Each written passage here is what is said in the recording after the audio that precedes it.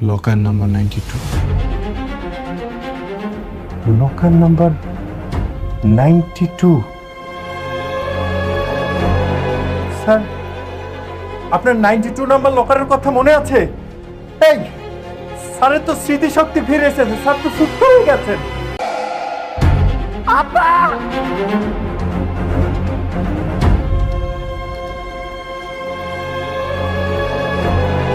আব্বা আব্বা আব্বা আব্বা আব্বা তোমার কিছু হবে না, আব্বা তোমার কিছু হইতে না।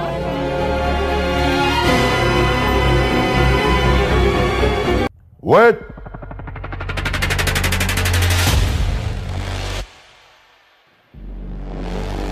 ওকে, তুমি যদি ওর লকারের আসল লোকেশন আর সে যাদের লাশ এই দুটো আমাকে দিতে পারো, তাহলে আমি তোমাকে বাংলাদেশের আন্ডারওয়ার্ল্ডের কিং বানিয়ে দেবো। আমার সাথে গেম খেলতে আসছিলেন? এই গেম খেলার পরিণতি যে কতটা ভয়ঙ্কর হতে পারে সেটা শুধু আসলে আপনি টের পাবেন। গেম কি শুধু তুমি একাই খেলবা? গেম কি আর কেউ খেলতে পারবে না? এবার তুমি দেখবা রিশাদ কত বড় খেলোয়াড়। খবরদার, এই খবর যেন কোনোভাবে দাউদ খানের কাছে না যায়। ঠিক আছে ম্যাডাম, পৌঁছাবে না।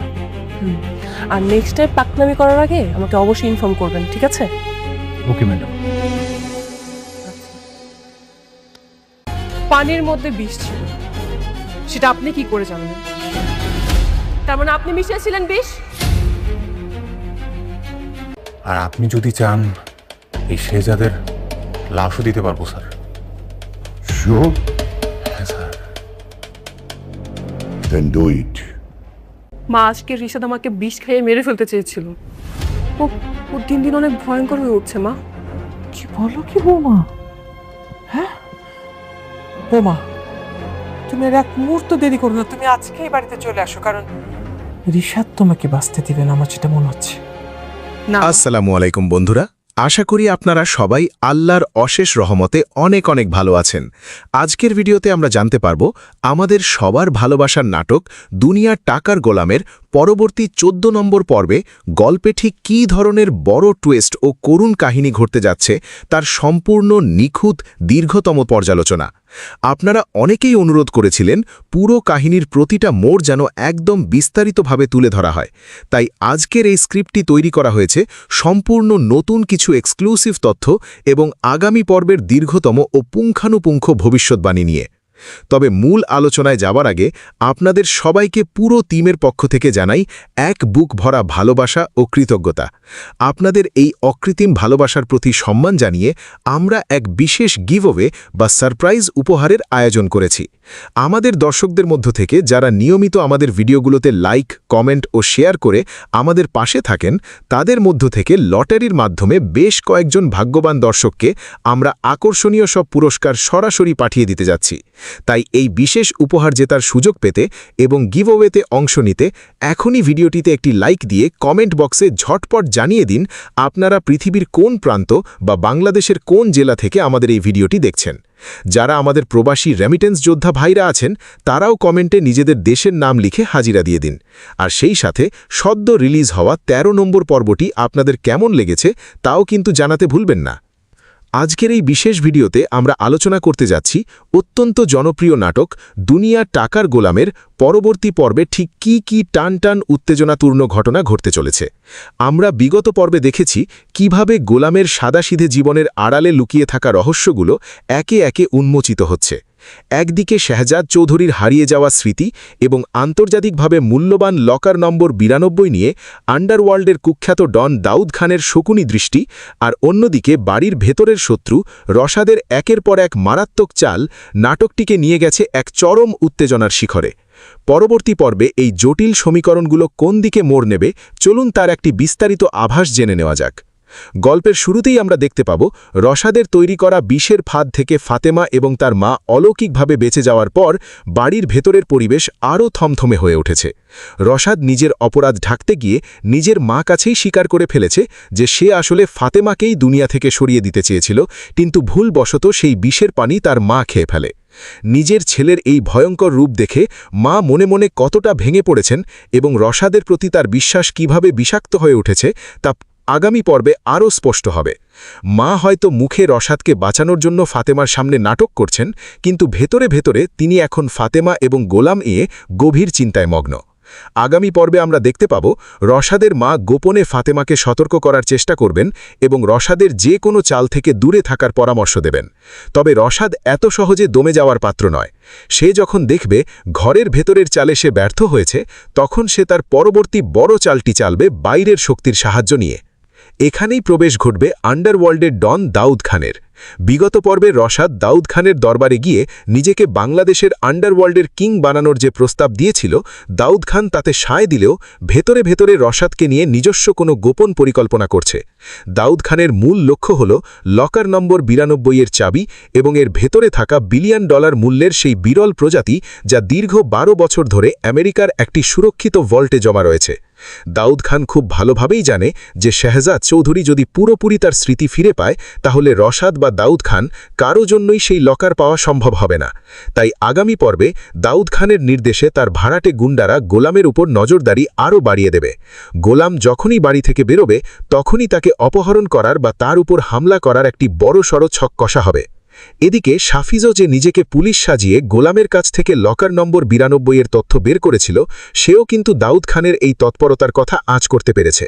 সাফিজ গোপনে ফাতেমার পরিবারের শুভাকাঙ্ক্ষী বা অন্য কোনো গোপন এজেন্টের সাথে যোগাযোগ রক্ষা করছে। আগামী পর্বে দেখা যাবে সাফিজ এবং তার দল গোলামকে ছায়ার মতো অনুসরণ করছে, যাতে দাউদ খানের লোকেরা কোনো ক্ষতি করতে না পারে। সাফিজের এই গোপন তৎপরতা একদিকে গোলামকে রক্ষা করবে, অন্যদিকে রশাদের আসল চেহারা ফাতেমার সামনে পুরোপুরি উন্মোচিত করতে সাহায্য করবে। নাটকের আরেকটি অত্যন্ত আবেগঘন এবং আকর্ষণীয় দিক হল গোলাম এবং ফাতেমার সম্পর্কের রসায়ন। বিগত পর্বে আমরা দেখেছি ফাতেমা কিভাবে গোলামকে ধীরে ধীরে নিজের স্বামী হিসেবে মেনে নিতে শুরু করেছে এবং তাদের মধ্যে এক মিষ্টি মান অভিমানের সম্পর্ক তৈরি হয়েছে। আগামী পর্বে এই সম্পর্কের গভীরতা আরও এক ধাপ এগিয়ে যাবে। ফাতেমা গোলামকে নিয়ে যে সারাদিন গাড়ি চড়ে ঘুরে বেড়ানো এবং ডেটিংয়ে যাওয়ার পরিকল্পনা করেছিল, সেই রোম্যান্টিক মুহূর্তগুলো আমরা আগামী পর্বে দেখতে পাব। গোলাম তার চেনা সাদাসিধে ও কৌতুকপূর্ণ স্বভাব দিয়ে ফাতেমাকে হাসাবে, আর ফাতেমাও তার অতীতের সব দুঃখ কষ্ট ভুলে গোলামের সরলতায় মুগ্ধ হবে। তারা হয়তো একটি সুন্দর রেস্তোরাঁতে বা শহরের কোনো নিরিবিলি জায়গায় সময় কাটাবে, কিন্তু এই আনন্দের মুহূর্তগুলোর পেছনেই ওত পেতে থাকবে এক চরম বিপদ। দাউদ খানের লোকেরা এই ডেটিংয়ের সুযোগটাই কাজে লাগানোর চেষ্টা করবে। তারা যখন দেখবে গোলাম এবং ফাতেমা বাড়ির বাইরে অরক্ষিত অবস্থায় আছে, তখনই তারা হানা দেবে। পরবর্তী পর্বের সবচেয়ে বড় ক্লাইম্যাক্স দৃশ্যটি ঘটতে পারে এই ডেটিংয়ের সময়ই। গুন্ডারা যখন ফাতেমা এবং গোলামকে চারদিক থেকে ঘিরে ফেলবে, তখন গোলামের ভেতরের ঘুমিয়ে থাকা শেহজাদ চৌধুরী হয়তো আচমকাই জেলে উঠবে। কোনো একটি বড় আঘাত বা ফাতেমাকে বিপদে পড়তে দেখে গোলামের অবচেতন মনে লুকিয়ে থাকা শেহজাদের পুরনো স্মৃতি বা ফাইটিং স্কিল সজাগ হয়ে উঠতে পারে।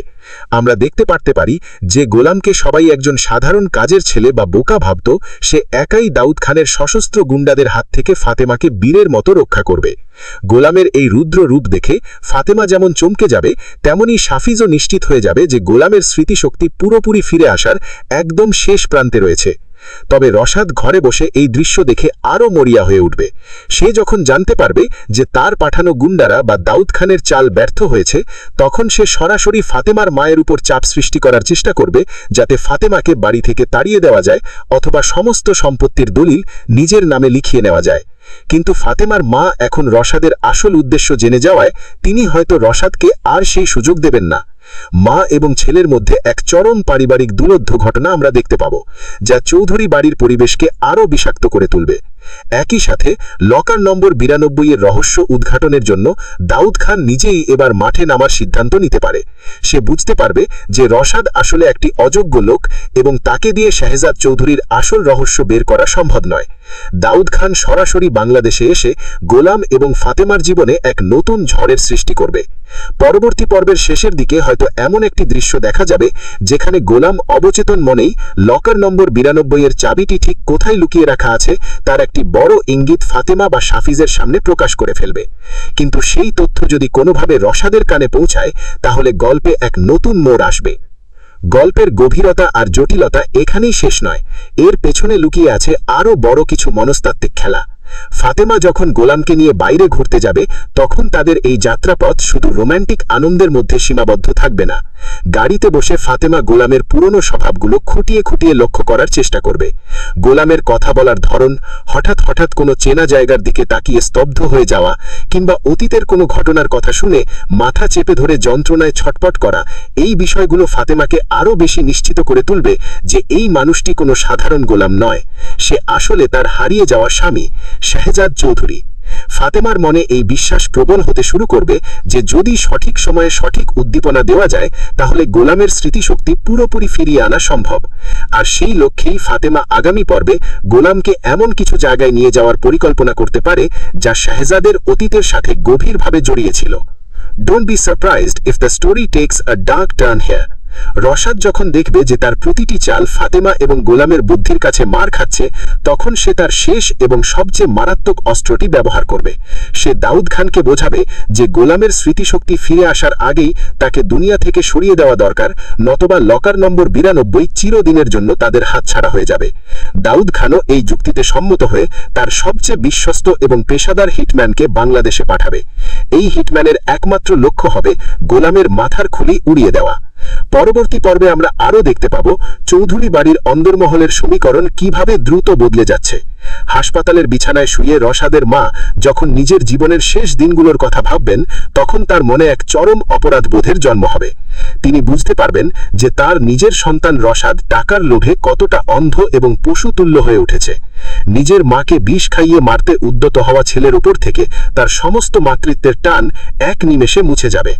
পরবর্তী পর্বে আমরা দেখতে পাব তিনি হাসপাতাল থেকে ছাড়া পেয়েই গোপনে ফাতেমার সাথে দেখা করবেন।